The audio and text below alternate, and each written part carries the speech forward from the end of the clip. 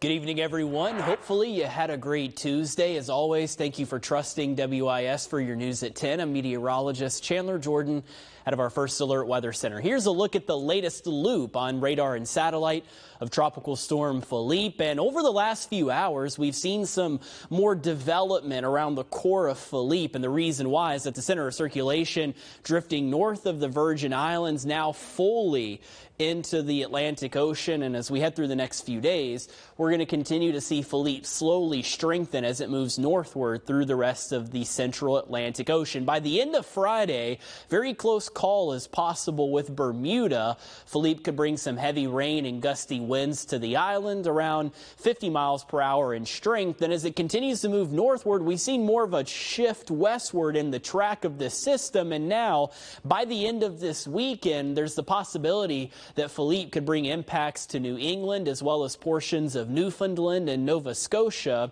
late Sunday, with winds upwards of 50 to 60 miles per hour as well as some heavy rain. Good news for us, even though there's impacts into New England and far northeastern portions of our country that look possible, this system's still expected to stay well away from the Palmetto State, which is some fantastic news. Closer to home across the Midlands, very nice for us as we head into the middle of the week. Temperatures are going to start to cool off pretty quickly out there.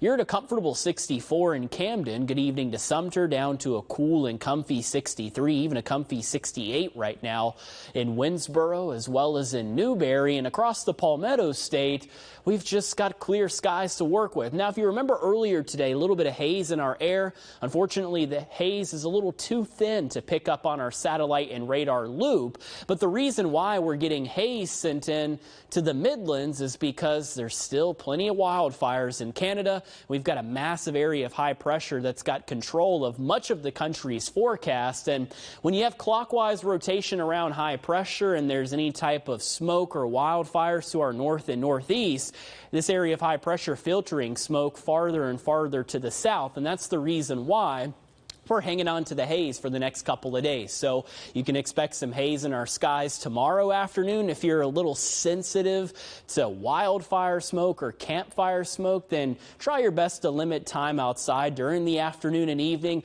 The smoke will stay with us as we head throughout Wednesday night and into the early parts of Thursday morning. And by Thursday afternoon, we've still got some smoke that we're hanging on to out there, but we'll gradually see it start to dissipate once we get into the end of this week. Tonight's forecast: temperatures cooling off quickly under a clear sky by 5 o'clock in the morning. Low 60s. Some of us lucky enough to be waking up in the upper 50s as you get ready to head out the door. And then your dog walk forecast tomorrow, start to finish, fantastic. Furry friends are going to love it too. Lots of sunshine out there, and we'll warm up pretty quickly with a high temperature that climbs into the low and mid 80s. We'll do it all over again for your Thursday, Friday as well, hanging on to some fair weather clouds with highs in the 80s. Once we get into the weekend, our cold front arrives. Check out the temperature drop. It looks really great. Sunday, Monday morning, lows will fall into the mid and upper 40s. Very comfortable air for us out there as we head into next week. We'll talk more about the cool down headed our way coming up in the next half hour of WIS News 10. Cynthia.